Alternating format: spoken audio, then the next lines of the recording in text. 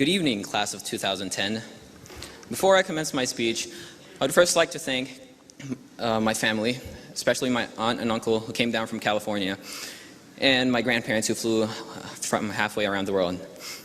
I would also like to thank my friends and my academic adjudicators.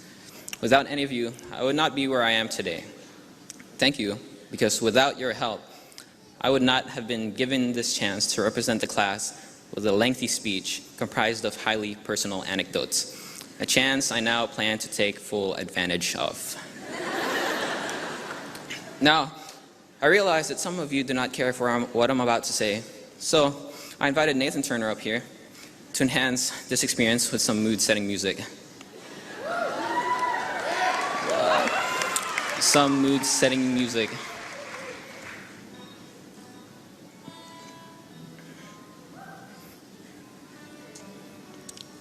This should accommodate your ears so that as you get bored and zone in and out of listening to my speech, all you'll be able to hear is the soothing sound of the guitar. Okay, so to start, I show you the beginning of freshman year. I believe this Rubik's Cube represents our freshman year very well because our freshman year was a puzzle. It wasn't too long ago when the puzzle of entering high school was presented before you. And most of us were nervous, anxious, or scared.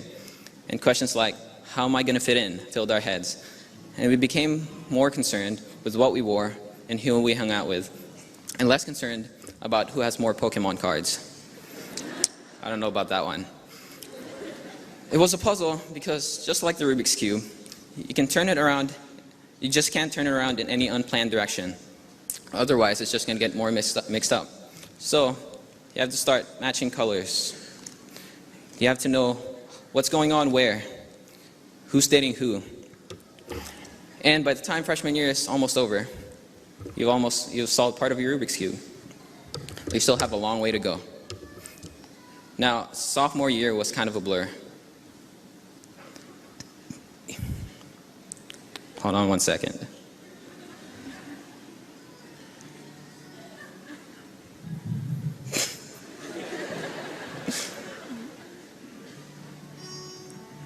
Okay, that works. Now, sophomore year was kind of a blur. You now know what's going on in high school, but you're still an underclassman, so there's nothing much going on. Time passed quickly, and everything was drowned out by the freshman's whine and the upperclassman's authority. So, when we piece all the parts of sophomore year together, it creates a rather hazy, fragmented memory that kind of feels like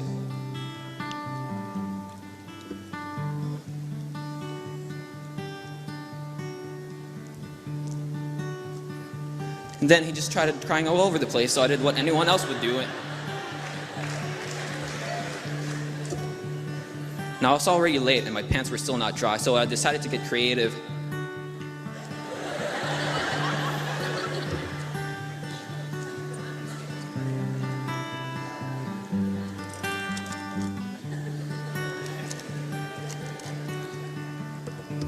And thus, we coast through sophomore year, leaving ourselves to wonder what really happened.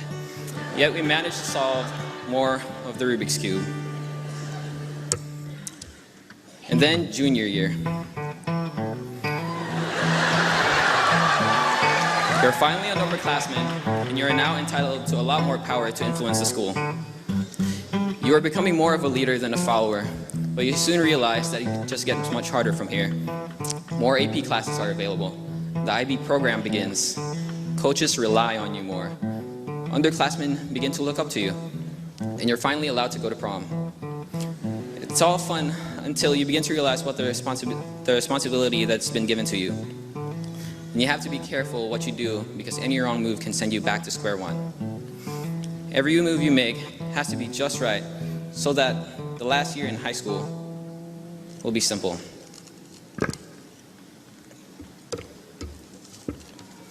Now, if you've set it up right, senior year wouldn't be as complicated as your previous three, because most of you don't even have a fourth period.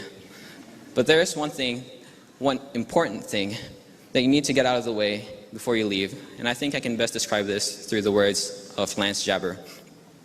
So imagine that you're a single guy, and you decide that it's time to start thinking about getting married, but you're still young. you don't want to rush into anything, so you spend years trying to find the perfect girl. Every chance you get, you travel all over the country just to try and meet new people. Some you like more than others, some are too nerdy, while others party too much. But finally, after all your searching, you think you find the perfect one. Oh, she's incredible. She's fun, smart, sexy, everything you wanted in a woman, and you decide to propose. But you only get one shot, and you can't screw it up, so you spend months agonizing on how you're gonna do it, what you're gonna say to her. You set a deadline for yourself so that you can't put it off forever, and as the deadline approaches, you begin to get nervous. Are you good enough? Oh, it feels as though everything you've been doing in your life has been leading up to this moment. Finally, the deadline is here. Oh, you're so nervous. She's way out of your league. Is the ring big enough? How many mistakes have you made so far? Is it too late to go back? And then it's over. You've submitted your proposal and there's nothing more you can do. She looks at you and she says, let me get back to you in like 4 months. That's pretty much what applying to college is like. And you know what? She'll probably say no. But guess what you didn't tell her? You proposed to a bunch of backup chicks just in case she rejected you. And they're all begging to come marry you instead. Well, now that college is just around the corner, all you have to do is just turn those few sides. 1 second. And you finally solve your Rubik's Cube.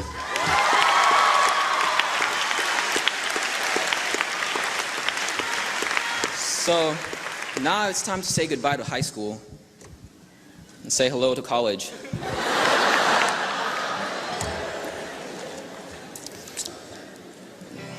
So now that we're done with high school, it's time to look ahead into the future.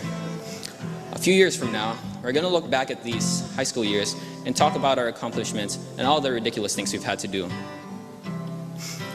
We'll all probably laugh about all the stuff we've done and said while we were still in high school.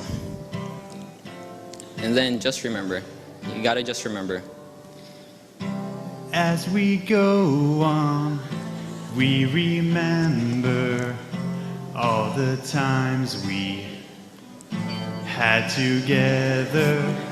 And as our lives change from whatever, we will still be friends forever, yeah.